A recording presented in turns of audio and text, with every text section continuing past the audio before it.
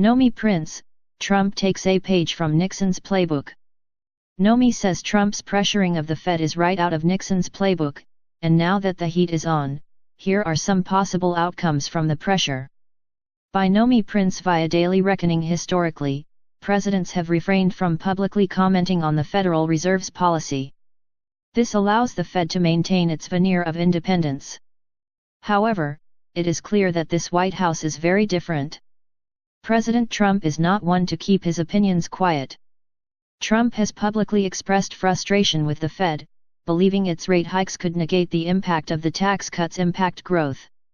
During a recent interview with CNBC Squawk Box host, Joe Kernan, Trump said, "I'm not thrilled about the rate hikes." Why not? The president continued, "Because we go up and every time you go up they want to raise rates again. I am not happy about it. I don't like all of this work that we're putting into the economy and then I see rates going up." As further indication of how different Trump is from previous presidents, he added these remarks about commenting on Fed policy, "Now I'm just saying the same thing that I would have said as a private citizen."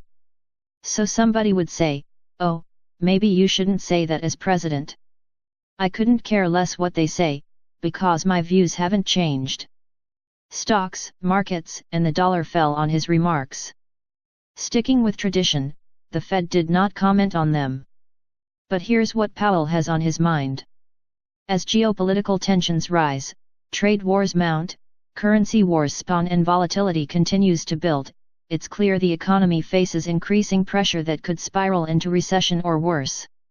Powell met with senior officials at the Fed recently to consider monetary policy in the wake of Trump's comments, and though he didn't say it, the markets.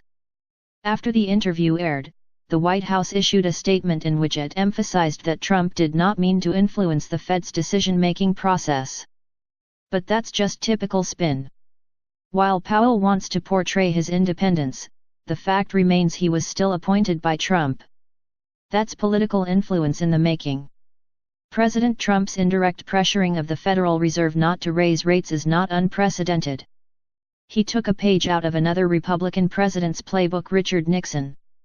When the Fed began raising interest rates during Nixon's term, he also raised objections, although not in public like the current president.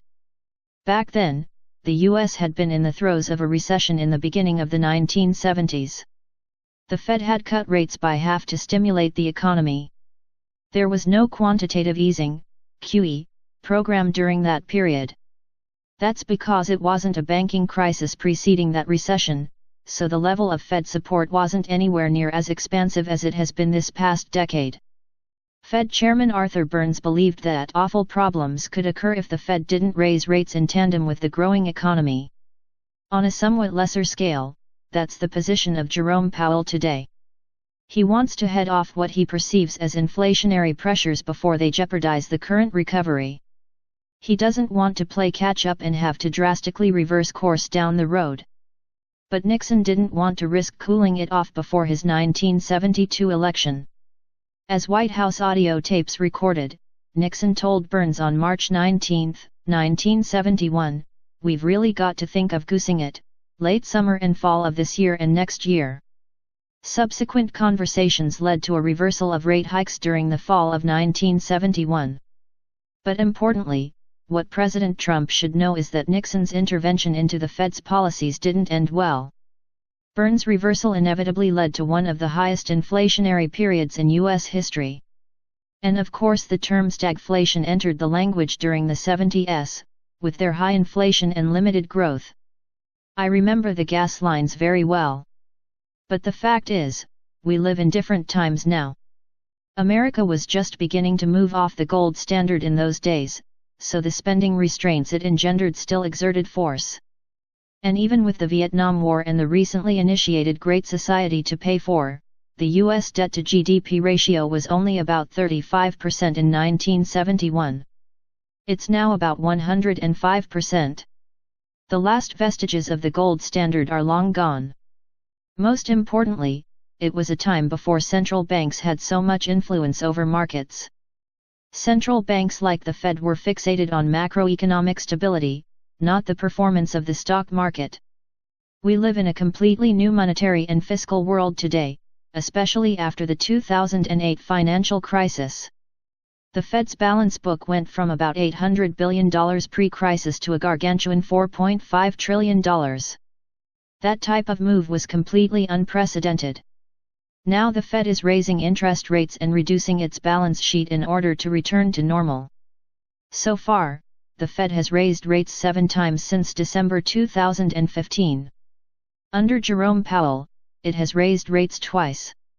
Now, the Fed forecasts another 2 rate hikes by the end of the year, once in September and then December.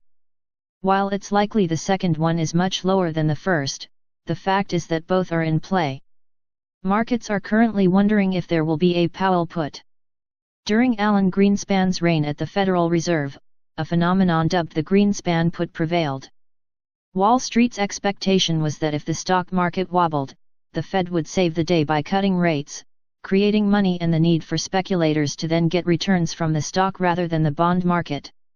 The Fed has largely played by a similar put playbook for the past decade, with low rates and a $4.5 trillion book of assets courtesy of QE. The mainstream media is slow to recognize this. Only now are they beginning to wonder whether the Fed will do what's needed to lift the markets when it becomes necessary. But, as a recent Bloomberg suggests, Powell is facing the same pressure to have his own put, except this time it would be tied to the bond market.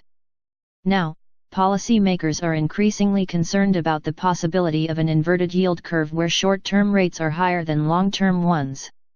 If that happens, policymakers and Wall Street would want the Fed to cut rates.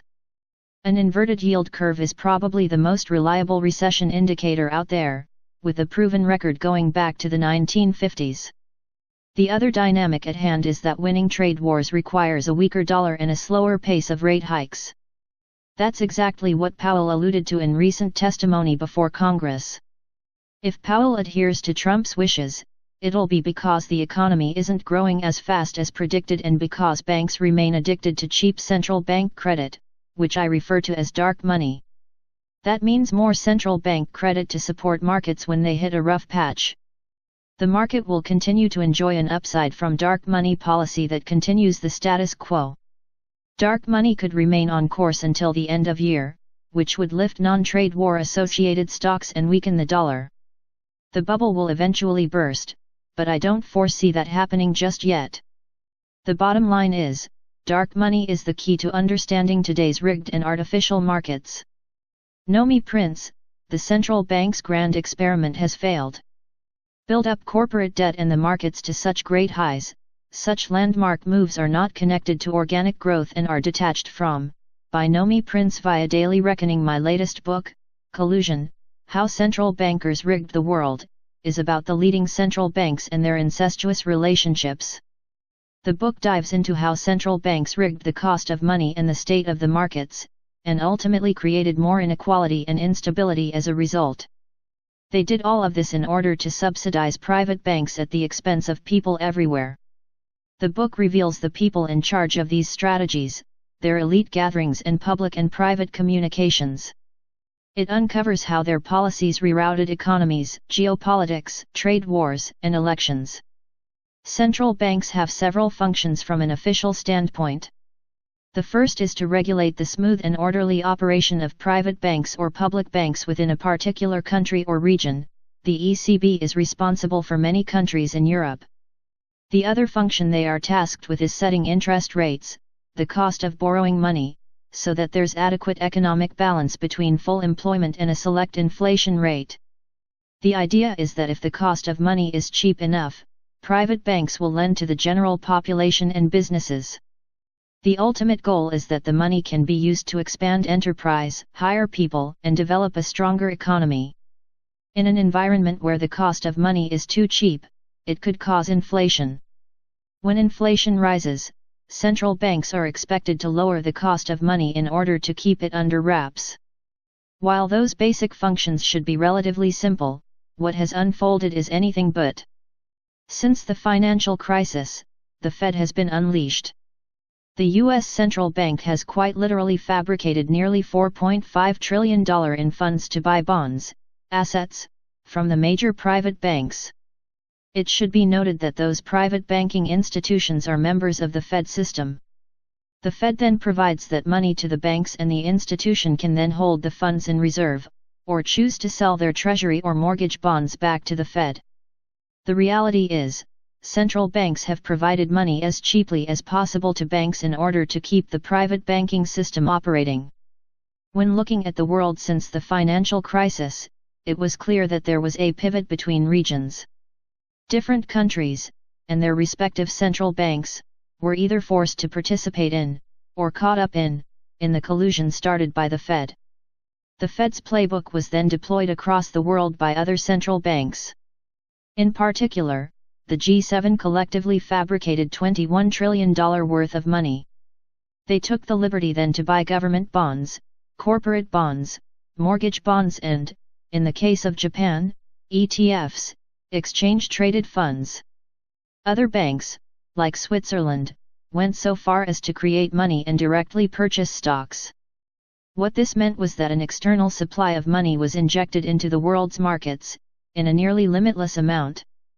These actions pushed markets higher, and the bond markets were inflated with this excess money, causing a new round of debt bubbles. These conjured money efforts did nothing to alter the fundamental values of companies. Companies could borrow money and buy their own stocks on the cheap, increasing the size of corporate debt and the level of the stock market to record highs.